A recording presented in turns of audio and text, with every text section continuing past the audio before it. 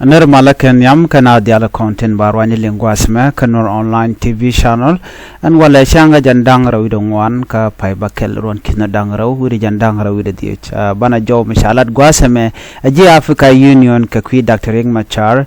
sika duɔl ki sika jeka Dr. Riek Machar neme dera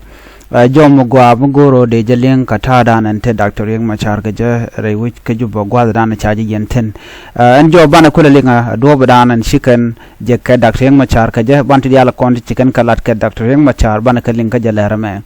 kan kono niam ni jiram jidit ku channel ku support ki kwa shonkel ke channel ko de lertiti de kan chamala shu gwadnetin gor kon ken o de kauten bana jo me bana je kwen no katin konti lat karodian akan kono racha ka kwiji Africa Union ka do badanen shika warga me shika na gorgaja ka jegdian ka Dr. Riek Machar no so information bana kulalinga lermi be karamati kanetin kontin cha dol mo cha dedul ka Dr. Riek Machar manyam kan kono to ka lerma gorjen wo bi update to bi ajeling no ka kwi sa Sudan ka kwi kirmi yadit kana bolmel murai konan tama jan shangara wada rai which ka juba eno bi bolmel bado da la kuar ki acting president ka gwa kirmi yadit ramedane la do du kwam Dr. Riek Machar ko de Dr. Riek Machar ite jenan tama ramadan te rai which ka sa Sudan la kuar tama wuda shalka me bolmel ajala vice president ka jan la first deputy chairman ka kuma SPLA nika tuk de meche kon ngaj pan che tuk chalara che tuk kam bogana Nuer ka panyu jar adundo che kot chana se kan lokre wichin winami telram shamu ka bot gwada nan che de shi ka penten teram che kana jach ka shi ka bo gwada anta gad kamen ka dong tikatin na me jom de kon ngaje no leder roden tama na mani jan dana tuk mu gorno de la update ka yaka de konaling katin kono lat karodian bana kuwa kamandana lat kono gwasame anjo bana kwena ka kwiji Africa Union chit kamen ngai kondiala ngo lip kondiala o de Dr. Riek Machar de jalun dundo kan je ka baje kulling gwade yam kondo le Africa Union kana bontin koken baate murai kono ci Africa Union ci ka ka Dr. Riek Machar kana bontin koken kon tin goro de maldar bere wi ka South Sudan banjo me banje kulling kel ka dobon gwade kon ngaja Quartin cha jakke delegation tin cha jaka kuma Africa Union rewi ke juba shala no shike je ka Dr. Riek Machar gwadan cha je yenten ko Dr. Riek Machar cha je yen re duare gwadan te ten gwada dan shinga ka kan pediality ne ka pai dan cha je yen ka je pai diok shinga jandang ro bakkel ka pai diok ron kin dang ro jandang ro di dich atela gwam she manu ten jan gwada mala te ten ne shang du mi shala jende la ro cho gwadan bat kada men moved ajan gwad mo shang mone ai delegation kene to kone ya jak ne bom to dit ka kwarga te kone cha jak by the way ka kwarja Africa Union ram jaga ko wala na mal so ngai kone South Sudan men le ro de tin shi mto da yeng midit so ne to kone la jaga la Africa Union la jaga ne ti dit ba jo den ba je beleng me cha jang ram dong cha jo cha beleng so nyu de no melet kana bang alwar ngai kono pediality termilet kana roiken ke kirmu yadit kana musebeni no Dr. Machar alo inke duno shi ngwana shi kadien long amen jegdien baka Dr. Machar cha chak peni jaken go chikan de jekaja duno cha to kan tamino cha ko no go jeken ke Dr. Machar chi ga jowlin kono me ta dana shi jekaja ke Dr. Machar an ai delegation kono cha jak Africa Union chi ka roja long ke Dr. Machar no ka pol point la ta da te jere ti jen ka kan pediality jegaro de di point pol wala che pol to to gan dial chagati ke je chala de hotelere point pol and Dr. Riek Machar ko tere kal jalaba ka telere ka chanyo tijbo ka ta dan dong de lunya ashir meji kon ngaje no te ke demand ci Dr. Riek Machar kalat no are ler kana me bara kulling no dan chala de netin content en wano ka raj mi chala gwasame ramite gwadan dana dol ka dolten gwada dol Dr. Machaten kan Africa Union rami shelo ko no ba shude ba jalat no shala no Dr. Machar ba jalun ka gwad mi pet Dr. Machar ba lun ka gwad mi pet lun ke ka gwad mi shek chek che bijan re yena no ku antama sha investigation kelo cha je tuk cha ti dial te kon te weekend wo dong de Dr. Riek Machar de je peno baje luñ kim yadit kana Museveni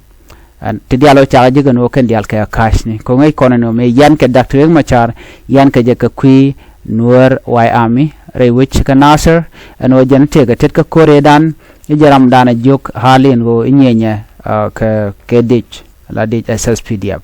gwade sha deni ko kudang wan sha ga nakten ku yara du no chwa je gano jen ram kel mi shi deni shi ga jogo no she jen bor she jogo no ya nyenya ki wa tara kur ke kuma SSPDF joja karare wi ka Nasser chwa je gano no mo chi der ci telele dwertena point Dr. Riek Machar nere ko de lat ka te chodi no kan te konte kulate ka jan bara ka mone ko kan te konde nakana al nyinga je wi ka jo kan wo yen jane ci je wi ci nyo shode no ngane national army no ngane unified force to ajelo kirmi yadit so jen tay dana ci ngwani gwai ka jano no ko gwade dana de wuri shalga majurde ko lo re wuch ka juba me sha je berton no an wanamo kan dor ka ro de ling ko shi ka rag ni ka kwar SPLIO an wo de ganang a chare nyal chajer yalla kam dundon gwa an gwa da mon te gane de chare yalla ka chare chot pin tilane tin kontin la kume dunkir ma yadi la SSPDF te chare bar te ga turbila den ko torbil ne te ga tinala de ba meken ke wulini ken tin kon chalon ka de ne de churu chot pin gwa ko ikan ngaji no nan ka kwaren nan ga garen yal chukan chu koro to ka jejen boron gwa ma jan taye dan e chi ko yu to shawud mo shayo nak ka crossfire amena ran yu an ba shu chuli wona mon jan taye dan shaye gujino okay michi ma juru shali which mean da ramdan naga e Dr. Riek Machar anyok ka gwa to do long bo ne ka kanin dangro to chwa point de shwal nang ne ka pincha jago nang ne ka juba taje palwe ne ko la jejem bor chob da tongo mi chware nyal ya jak chwane chob ko jandang ro barro wonyam chwa kan nak ke jandang ro wi kel wonyam ka kanware tata gatin ka de mente gatin chu kan nang nore kana to kon gwasa mo am be jelong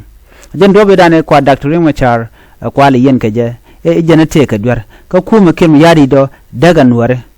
mantam rai ko na she Nasir keliu je dakka na ta ga jo kan dial ka Nasir ka witin content ka Nasir je jange chu latan ngwada mo la dini ka dini SSPDF no ka boga ka mech boka garen yala jem nen yana shawo ka fan gag ba daga fan gag shawo ka panya jar daga panya jar raina do Nuer kelu che ka mal ko chikim yadit che ka up and ko che Dr. Machar che jeyen ka dini SPLA go tin content wona to gang kan rodien ko la bana ma ka pan gang ka rodien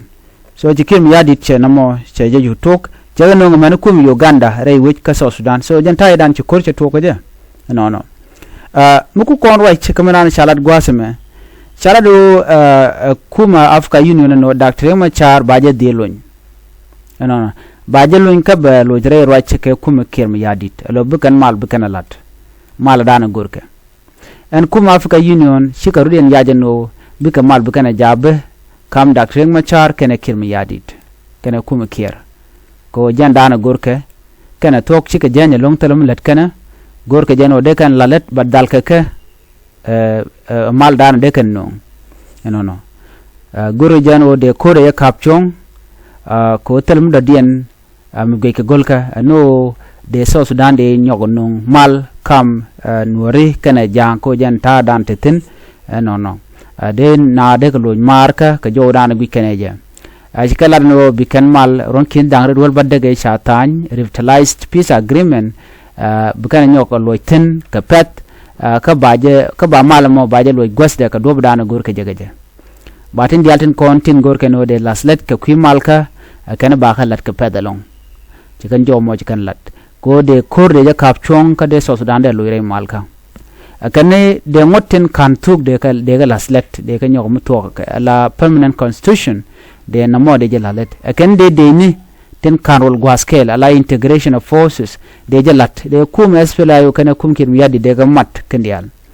en mal chaje yar la tok no chaje yar ne ka gwase dan dundo ji Africa Union kajen gwas me kan shi rudin jaje no bikan mal bikan jata wana ko shi kan nena no liuna ne ngwan shi liu lon ka kan pat dang bakalati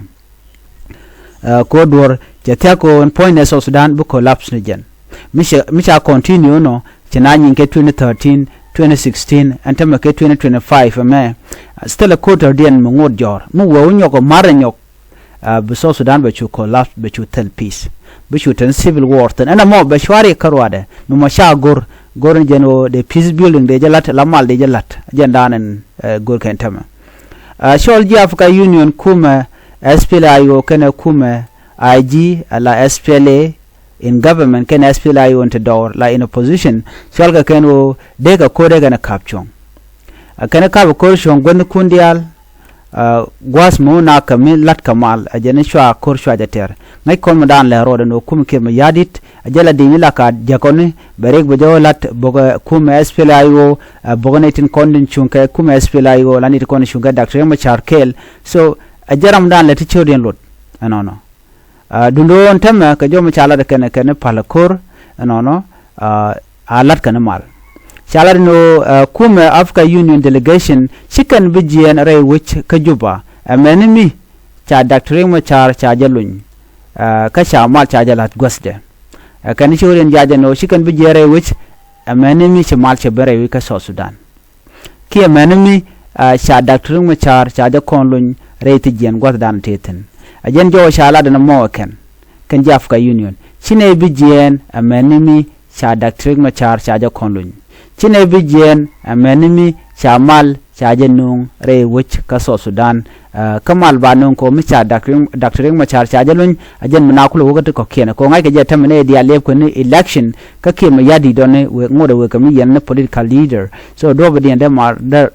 der ben ka jemo ka de ko kware de je kula lat bara tam Africa Union kana gonen wo ba ti dialati ba galat agwa ka peri ke fair katel ne ramba mu ke bongre ke joran ci kalat agenda na gode nyo ya kel please nyo ga ne ko ken ko munata ka liang an biata ka mal